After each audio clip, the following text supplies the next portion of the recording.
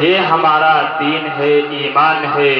ہم کریں گے اس کی عزت اور ادب، ہم کریں گے اس کی عزت اور ادب، جسم میں جب تک ہمارے جان ہے۔ قاری صاحب ابھی تلاوت کلام اللہ تلاوت فرما رہے تھے اور ہمیں اور آپ کو مسحور کر رہے تھے، اور ہم اور آپ تلاوت کلام اللہ سے محظوظ ہو رہے تھے۔ جو ہمارے بھائی